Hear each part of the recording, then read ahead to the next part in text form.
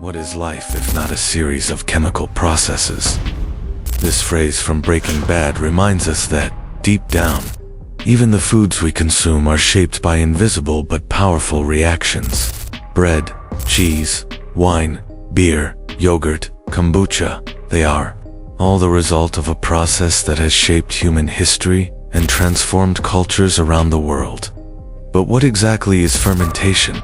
What if I told you that this process, which seems so harmless, has been responsible for tragedies, mysteries, and even deaths? The truth behind fermentation may be much darker than you imagine. Fermentation, a word that sounds simple, almost harmless. But behind it hides a process that is both fascinating and frightening. Because while fermentation has given us some of the world's most beloved foods and drinks, like bread, wine, cheese, and beer, also carries a dark side, a side that few know. But what exactly is fermentation? In scientific terms, it is a metabolic process in which microorganisms, such as bacteria and yeast, convert sugars into other compounds, such as alcohol, lactic acid, or carbon dioxide. Sounds simple, right? But here's the mystery. How can something so basic be so essential to human survival? And, at the same time, so dangerous? Fermentation is literally one of the pillars of civilization. Without it, we would not have bread to feed entire populations, nor wine to celebrate victories or lament defeats. But throughout history, this process has also been responsible for tragedies, food poisoning epidemics, fermented beverage explosions, and even mysterious deaths linked to poorly prepared foods. And, as we will see, modern science is still trying to uncover all the secrets and risks of this ancient process. Consider the case of bread, one of the oldest and most universal foods in the world. More than 6,000 years ago, the Egyptians discovered that when they left a dough of flour and water exposed to air, it began to rise. What they didn't know was that they were witnessing the action of wild yeast, invisible microorganisms that transformed the sugars in the dough into carbon dioxide, causing it to ferment. This miracle of fermentation not only changed the way humans ate, but also began a complex and often dangerous relationship with microorganisms. Because, while fermentation can create delicious, nutritious foods, it can also be tricky. In 1924 in the United States, an outbreak of botulism, a deadly food poisoning, was traced to poorly prepared fermented foods. Botulism is caused by the bacteria Clostridium botulinum, which can thrive in inadequate fermentation conditions, producing a toxin that is one of the most lethal substances known to science. Just a few nanograms of this toxin are enough to kill a human being. And then there's the case of wine, one of the world's oldest and most celebrated fermented drinks. For centuries, wine was considered a gift from the gods, a drink that united people and cultures. But in 1985, a scandal rocked the wine industry. In Austria, wine producers have been caught adding diethylene glycol, a toxic chemical compound used in antifreeze, to improve the taste of their wines. The result? A public health crisis, and a grim reminder that even the most beloved foods and drinks can hide deadly dangers. But perhaps the most intriguing example is tempeh, a traditional Indonesian fermented food. Made from fermented soybeans, tempeh is a rich source of protein and probiotics. But in 2012, in the United States, a batch of tempeh, contaminated with salmonella bacteria, caused an outbreak of food poisoning that affected dozens of people. What went wrong? The answer lies in the complexity of fermentation, because although it is a natural process, it is also incredibly sensitive. Small changes in temperature, pH, or hygiene can turn a healthy food into a poison. And this leads us to a fundamental question. Why do we continue to trust fermentation, even though we know the risks? The answer lies in science and history. Because, despite its dangers, fermentation is one of the most powerful tools humanity has ever discovered. It not only preserves food, but also transforms it, creating flavors, textures, and nutrients that would be impossible otherwise. But here's the mystery. How did humans discover fermentation? Was it an accident, an experiment, or something else? The truth is that no one knows for sure. What we do know is that, thousands of years ago, our ancestors began to notice that certain foods, such as milk, fruits, and grains, changed when left out in the open. They soured, bubbled, grew, and instead of discarding them, they decided to give them a try. The result? A food revolution that changed the course of history. But as we will see, this revolution came with a price.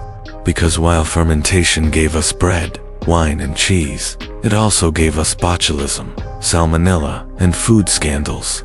And as modern science continues to unlock the secrets of this process, we are discovering that it is much more complex and much more dangerous than we imagined. Fermentation is as old as civilization itself. Before humans even understood what science was, they were manipulating microorganisms to create foods and drinks that not only sustained their lives, but also shaped their cultures. But how did something so invisible and seemingly random become one of humanity's most powerful tools? To understand this, we need to go back in time, long before we had laboratories or microscopes. About 10,000 years ago, in the Fertile Crescent, the first farmers began growing grains, like wheat and barley. These grains were ground and mixed with water to form a simple paste, which was then baked on hot stones to make bread. But at some point, something unexpected happened. Perhaps a dough was left out in the open by accident, exposed to heat and humidity. When the farmers returned, they found a mass that had risen. Without knowing it, they had discovered fermentation. That moment was a watershed moment, because by fermenting, the dough not only became lighter and tastier, but also more nutritious. Fermentation breaks down complex molecules into simpler compounds, making food easier to digest and releasing nutrients that would otherwise be inaccessible. For early humans, this was nothing short of a miracle. But bread was not the only gift of fermentation. Somewhere between 6,000 and 7,000 years ago, in the region that is now Iran, humans discovered wine. They realized that when crushed grapes were left in clay containers, the juice fermented, turning into an alcoholic drink. Wine quickly became more than a drink. It became a status symbol, a central element in religious rituals, and a valuable commodity in commerce. And then there's beer, which many believe is even older than wine. There is evidence that the Sumerians, one of the first civilizations in the world, were already producing beer more than 5,000 years ago. They even had a beer goddess, Ninkasi, and a hymn dedicated to her that, interestingly, also served as a recipe for the drink.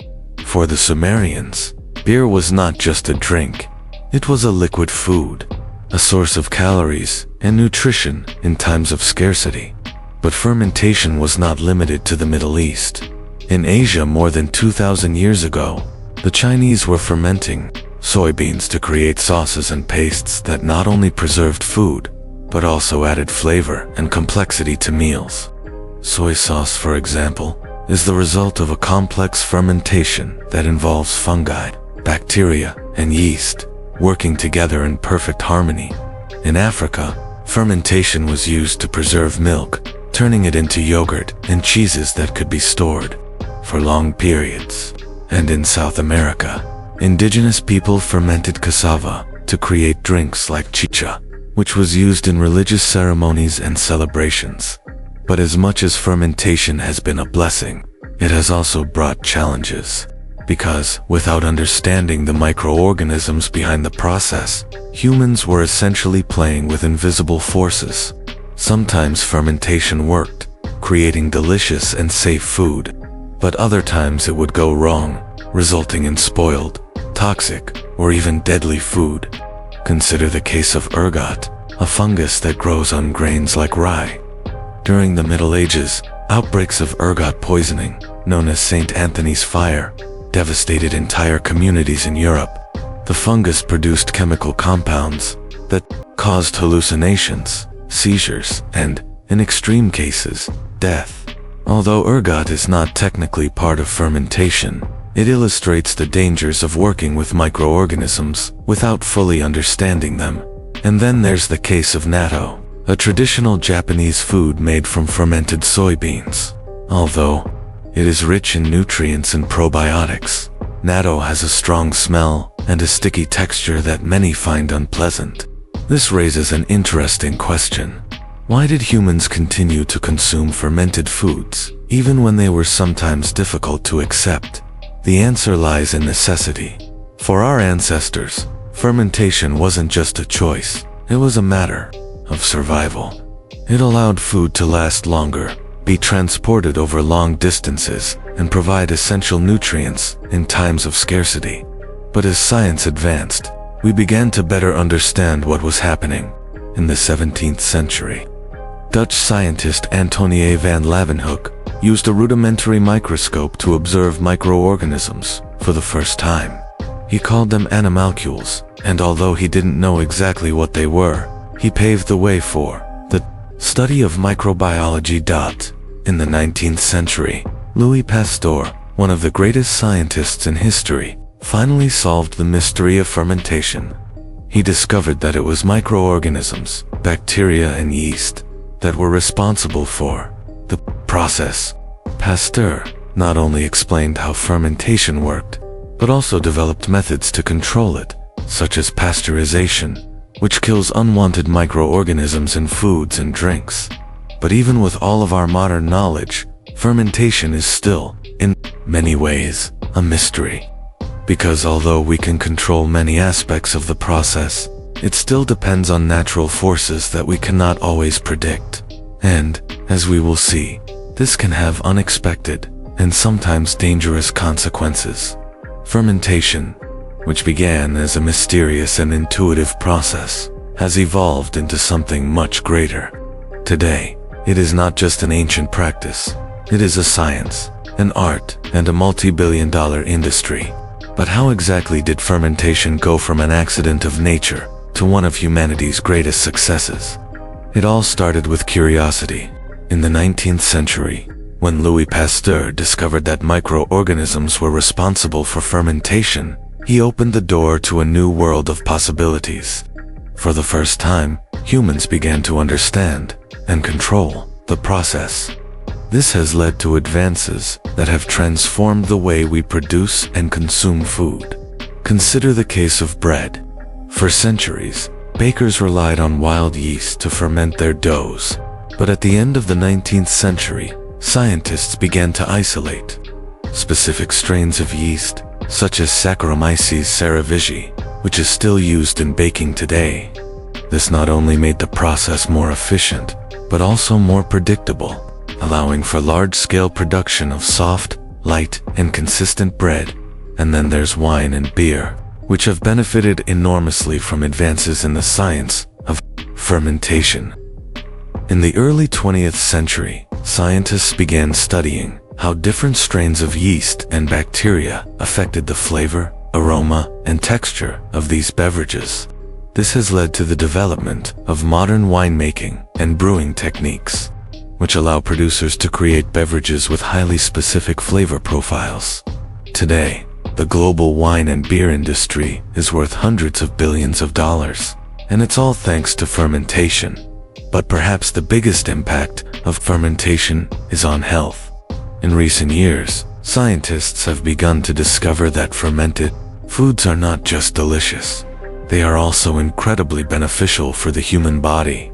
This is because many fermented foods contain probiotics, which are live microorganisms that help balance the intestinal microbiota. And as we now know, gut health is directly linked to a number of other aspects of health, including the immune system, mental health, and even body weight.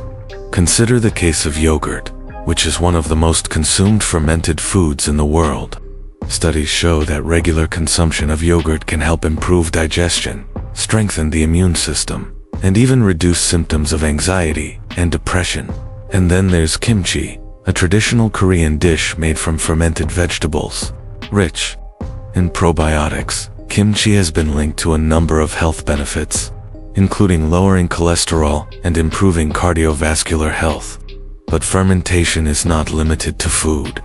It is also being used to solve some of the world's biggest problems. For example, scientists are using fermenting microorganisms to produce biofuels, which are a more sustainable alternative to fossil fuels. And then there's the field of biotechnology, where fermentation is being used to create medicines, such as insulin, which is produced by genetically modified bacteria. And we can't forget the cultural impact of fermentation. Around the world, fermented foods are more than just food. They are symbols of identity, tradition, and community. In France, cheese is an essential part of the culture. In Japan, miso and sake are deeply rooted in the country's history and spirituality. And in Ethiopia, injera, a leavened bread made from teff, is a staple that brings families and communities together. But as successful as the fermentation was, it also brought new challenges, because, as science advances, we are discovering that fermentation is much more complex than we imagined. For example, scientists are still trying to understand how different microorganisms interact during the fermentation process. In many cases, these interactions are so complex that even the most advanced computers cannot model them accurately. And then there is the issue of security. While fermentation is mostly safe, it can still go wrong. In 2013, in the United States, a batch of kombucha, a fermented drink made from tea, was withdrawn from the market after tests showed it contained dangerously high levels of alcohol. And, as we saw before, poorly prepared fermented foods can cause serious poisoning, such as botulism and salmonella. But perhaps the biggest challenge is the environmental impact. Because while fermentation is a powerful tool, it also consumes resources. Wine production, for example, requires large amounts of water and energy, and beer manufacturing generates waste that, if not treated properly, can pollute the environment. Still, the benefits of fermentation outweigh the challenges, because at the end of the day, fermentation isn't just a process, it's a revolution. She gave us bread, wine, cheese, and beer. She gave us probiotics, biofuels, and medicines. And, perhaps most importantly, it has given us a connection to the past, to our traditions, and to nature. But, as we will see, this revolution comes at a price. Because as much as fermentation has transformed the world, it also brought risks. Risks we're still trying to understand. Behind all the glitz and glamour of fermentation, the complex flavors, the health benefits, the cultural traditions, there is a dark side. A side that rarely appears in conversations about fermented foods, but which is as real as the benefits they offer. Because while fermentation is one of humanity's greatest achievements, it is also a force that, when misunderstood or misused, can cause profound harm. And it all starts with the issue of food security. Fermentation, by definition, is a process that involves microorganisms, living beings that, under ideal conditions, work to transform food in a beneficial way. But these conditions are not always ideal. And when something goes wrong, the consequences can be catastrophic. Consider the case of botulism, one of the deadliest forms of food poisoning. Botulism is caused by the bacteria Clostridium botulinum, which can thrive in poorly prepared fermented foods. In 2015, in the United States, a botulism outbreak was traced to baked potatoes stored in oil, a perfect environment for the bacteria to grow. The result? Several people hospitalized, and a grim reminder that fermentation, when done poorly, can be fatal. And then there's the issue of cross-contamination. In 2012, in the United States, a batch of tempeh, a fermented food made from soy, was contaminated with salmonella bacteria. The resulting outbreak affected dozens of people, leading to hospitalizations and a mass product recall. What went wrong? The answer lies in the complexity of fermentation. Because although it is a natural process, it is also incredibly sensitive. Small changes in temperature, pH or hygiene can turn a healthy food into a poison. But the problems are not limited to food security. There's also the issue of food fraud, which has haunted the fermented foods industry for decades. In 1985, in Austria, a scandal rocked the wine industry. Wine producers have been caught adding diethylene glycol, a toxic chemical compound used in antifreeze, to improve the taste of their wines. The result? A public health crisis and a devastating blow to the reputation of the Austrian wine industry. And then there's the case of kombucha, a fermented drink made from tea that has gained popularity in recent years for its purported health benefits. But in 2010 in the United States, kombucha was pulled from shelves after tests showed it contained dangerously high levels of alcohol, high enough for the drink to be classified as alcoholic. The incident has raised questions about regulation and quality control in the fermented foods industry. But perhaps the most worrying aspect of fermentation is its environmental impact. Because while fermentation is a powerful tool, it also consumes resources. Wine production, for example, requires large amounts of water and energy, and beer manufacturing generates waste that, if not treated properly, can pollute the environment. In 2019, in India, a beer factory was fined after untreated waste leaked into a local river, killing fish and contaminating drinking water. And then there is the question of ethics. As the science of fermentation advances, we are entering morally complex territory.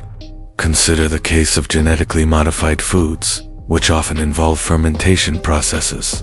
While these foods have the potential to solve problems like global hunger, they also raise questions about safety, sustainability, and the role of large corporations in the world's food supply. But perhaps the biggest problem of all is control. Because, at the end of the day, fermentation is a natural process, but in a world dominated by large corporations, it is becoming increasingly industrialized. This raises important questions about who controls the food we eat and how that food is produced. In 2018, a study revealed that many brands of yogurt, marketed as probiotic-rich, contained negligible levels of live microorganisms, far below what would be needed to provide health benefits. What does this mean? That, in many cases, consumers are being deceived. And this leads us to a fundamental question. To what extent can we trust fermentation? Because while it has been a blessing to humanity, it is also a force that, when misunderstood or misused, can cause profound harm. But the problem doesn't stop there. As science advances, we are discovering that fermentation is much more complex than we imagined. For example, scientists are still trying to understand how different microorganisms interact during the fermentation process. In many cases, these interactions are so complex that even the most advanced computers cannot model them accurately. And then there is the question of the future. As fermentation becomes more industrialized, we are losing something essential, something that cannot be measured in data or algorithms. Because at the end of the day, fermentation isn't just a process. It's a connection to the past, to our traditions, and to nature. And as we move away from that connection, we risk losing something essential. What is life if not a series of chemical processes? This phrase from Breaking Bad reminds us that, deep down, fermentation is more than a natural process. It's a metaphor for existence itself. Because, just as fermentation transforms food, it also transformed humanity. She gave us bread, wine, cheese, and beer. She gave us probiotics, biofuels, and medicines. But, as we have seen, it also brought risks, ethical dilemmas, and unexpected consequences. Fermentation is, in many ways, a reflection of ourselves. It is chaotic, unpredictable, and sometimes dangerous. But at the same time, it's incredibly powerful. She reminds us that no matter how much we try to control nature, we are still dependent on it. Because, At the end of the day, fermentation isn't just a chemical process. It's a dance between man and nature, a partnership that has shaped the world in ways we don't always fully understand. But what does this mean for the future? As science advances, we are discovering new ways to use fermentation to solve global problems. We are creating more nutritious foods, more effective medicines, and more sustainable fuels. But at the same time, we are facing new challenges. Challenges ranging from food security to environmental impact. And this leads us to a fundamental question. Are we ready to take responsibility for this power? Because as much as fermentation has been a blessing to humanity, it is also a force that, when misunderstood or misused, can cause profound harm. Consider the health impact of fermentation. For one thing, it gave us probiotics, which are transforming the way we understand gut health and the immune system. But on the other hand, it has also given us ultra-processed foods that, although technically fermented, often lack nutritional value. This raises an important question. Are we using fermentation to improve our lives, or to create products that prioritize profit over health? And then there is the question of sustainability. Fermentation has the potential to solve some of the world's biggest environmental problems, from producing biofuels to reducing food waste. But to do this, we need to ensure it is used ethically and responsibly. Because at the end of the day, fermentation isn't just a tool, it's a choice, and it's up to us to decide how to use it. But perhaps fermentation's greatest legacy is this. It forces us to confront our own limitations. It reminds us that no matter how advanced we are still fallible. Because just as fermentation can create something wonderful, it can also go wrong. And when that happens, the consequences can be devastating. What is life if not a series of chemical processes? Perhaps the true lesson of fermentation is that, like it, life is a delicate balance between order and chaos, between creation and destruction. And, just like fermentation, it's up to us to find that balance and make sure it's used for good. Because at the end of the day, fermentation isn't just about food. It's about who we are, where we came from, and where we are going. And, as we have seen, this path is as fascinating as it is dangerous.